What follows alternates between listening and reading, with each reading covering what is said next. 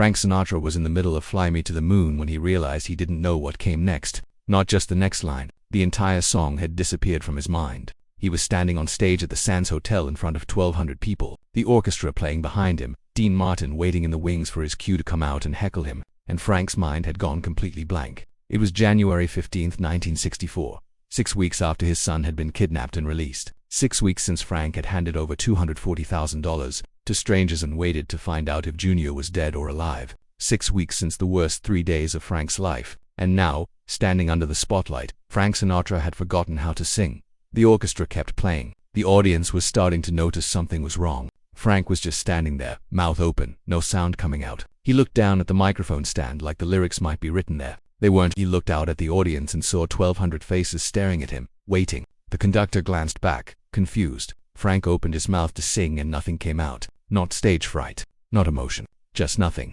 His mind was empty.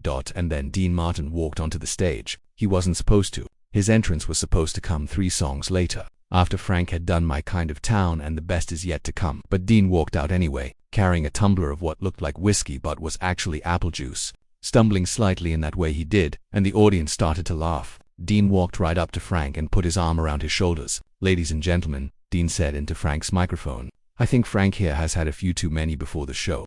The audience laughed harder. Frank looked at Dean. Dean looked back at him with those sleepy eyes and gave him the smallest nod. A nod that said, "I got you. Just follow my lead." "That's right," Frank said, his voice coming back. "I had a little too much vino before we came out here." "A little," Dean said. "Frank, you finished off a whole bottle in the dressing room." "I saw you. That was your bottle," Frank shot back, the banter coming naturally now, his mind starting to work again. "I was just helping you out."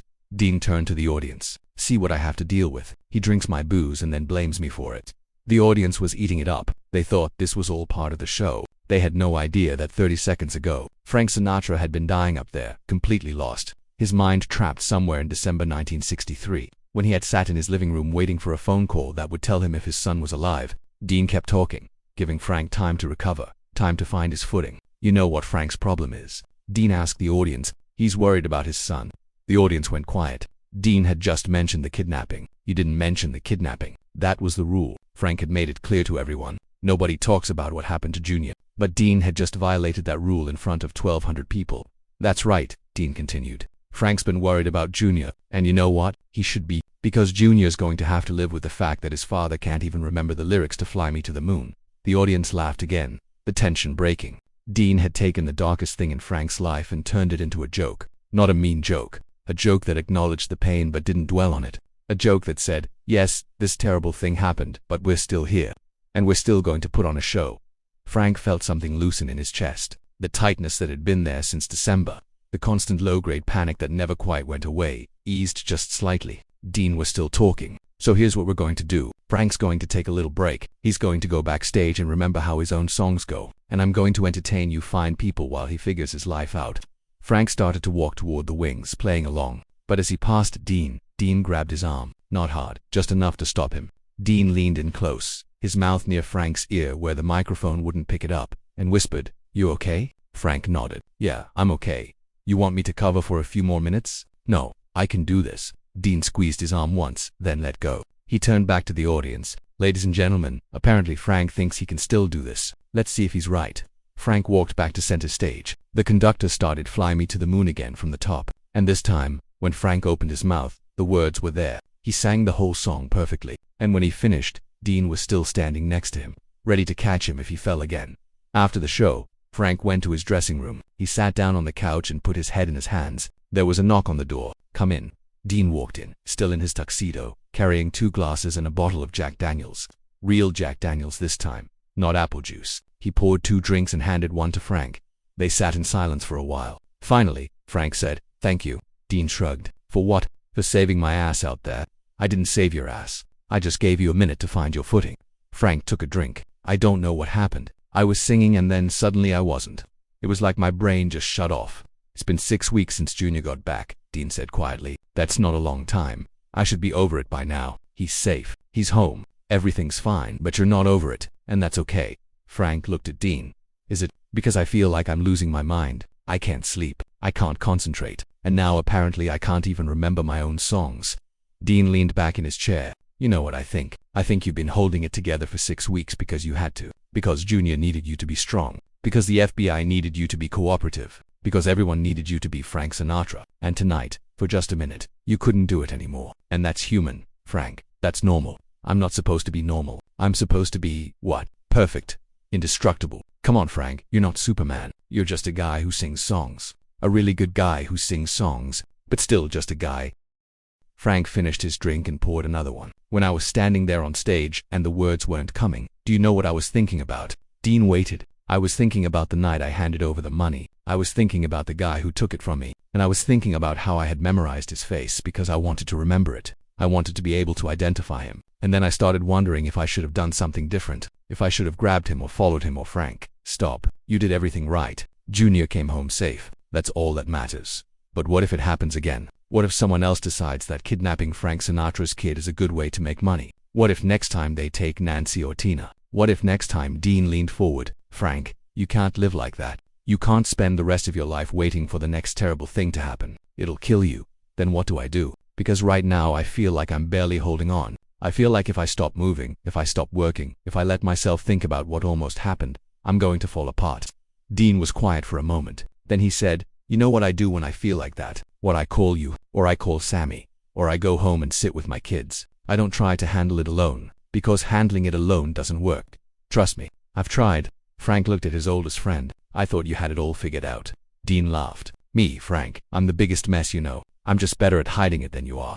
That thing you said on stage, about Junior, about me being worried about him, that was too much. Dean asked. I wasn't sure if you'd be okay with it, but I figured the audience needed to know why you'd forgotten the lyrics, and the truth was the best explanation. Frank nodded slowly. You were right. It was the right thing to say. I'm sorry if I overstepped. You didn't. You did exactly what I needed you to do. They finished their drinks. Dean stood up to leave. We've got another show tomorrow night. I'll be ready, Frank said. And if you're not ready, I'll be there. Frank smiled. I know you will. Dean walked to the door, then stopped and turned back. Frank, one more thing. Yep. You need to talk to someone. A real someone. Not me, not Sammy, not your bartender. A doctor. Someone who can help you work through this. Frank bristled. I don't need a shrink. I'm not saying you need a shrink. I'm saying you need help. Because what you're going through, it's not something you can just power through. It's not like a bad review or a flopped album. This is trauma, Frank. Real trauma. And it doesn't just go away because you want it to. I'll think about it, Frank said, which was his way of saying no. Dean recognized the tone. Okay, you'll think about it. But Frank, if you freeze up on stage again, I'm calling a doctor myself, and I'll tell them you sent me. After Dean left, Frank sat alone in his dressing room for a long time. He thought about what Dean had said. About trauma. About getting help. About not trying to handle everything alone. Frank had spent his entire life being strong. Being the leader. Being the guy who made decisions and solved problems and never showed weakness. But tonight, he had shown weakness. He had frozen on stage in front of 1,200 people. And instead of it being the disaster he thought it would be, Dean had turned it into just another moment. Just another thing they got through together. Frank did go see a doctor. Not right away. It took him another month. But eventually, he made an appointment with a psychiatrist in Los Angeles. He went 3 times. The doctor told him he was experiencing post-traumatic stress, that what had happened with Junior wasn't something you just got over, that the nightmares and the panic and the inability to concentrate were all normal responses to an abnormal situation. The doctor prescribed some medication. Frank took it for a few weeks, then stopped. He didn't like how it made him feel. Didn't like being dependent on pills to get through the day. But he did start talking about it. Not to reporters, not publicly, but to the people close to him. He told Dean about the nightmares where he handed over the money and they killed Junior anyway. He told Nancy Sr. about the guilt he felt for not being able to protect his son. He told Barbara, his girlfriend who would later become his 4th wife, about the fear that never quite went away. And talking about it helped. Not completely, not magically, but enough. The next time Frank performed with Dean at the Sands was in March 1964. Before the show, Dean pulled Frank aside. You good? I'm good, Frank said. And he meant it. Dean studied his face for a moment. Okay, but if you're not good, I'll be right there. I know. They walked out on stage together. The audience applauded. The spotlight hit them. And Frank Sinatra sang every song perfectly. Every word in the right place. Every word in the right place. Every note exactly where it should be. And Dean Martin stood in the wings, watching, ready to walk out and save him if he needed it. But he didn't need it. Not that night. Years later, in 1995, Frank was giving an interview for his 80th birthday. The interviewer asked him about the Rat Pack, about the legendary shows at the Sands, about what made it all work, and Frank said something he had never said before. He said, The secret to those shows wasn't the drinking or the jokes or the music. It was the fact that we had each other's backs, literally. We knew that if one of us stumbled, the others would catch us. And that knowledge, that trust, that's what made us great. The interviewer asked if there was a specific moment that exemplified that. Frank thought about it. He could have talked about a dozen different nights, a dozen different shows, but instead he said, there was this one night in '64, I forgot the lyrics to a song, just went completely blank, and Dean walked out on stage and saved me, not by finishing the song for me, but by giving me time to find my way back. That's what real friendship looks like. Not someone doing it for you, someone standing next to you while you figure out how to do it yourself. Dean Martin had died a few months earlier, and when Frank talked about that night, his voice got quiet. I never properly thanked him for that. I thanked him at the time, but I never told him what it really meant. That moment when he walked out on stage and I knew I wasn't alone up there, that he wasn't going to let me fail. That's the moment I understood what it means to have a true friend. Not someone who's there for the good times, but someone who's there when you're falling apart. Frank Sinatra died 3 years later, in 1998, at his funeral. Someone told the story of the night Frank forgot the lyrics, about how Dean had saved the show, about how that moment had defined their friendship, and everyone who had been there that night.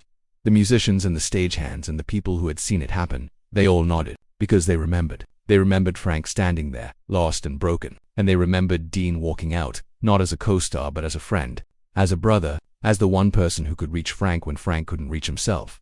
That's what made the Rat Pack legendary. Not the talent, not the fame, not the cool. It was the fact that when one of them fell, the others didn't let them stay down. They reached down and pulled them back up, and they did it without making a big deal out of it, without needing thanks or recognition or applause. They did it because that's what you do for people you love. You show up, you stand next to them, and you don't let them fall alone.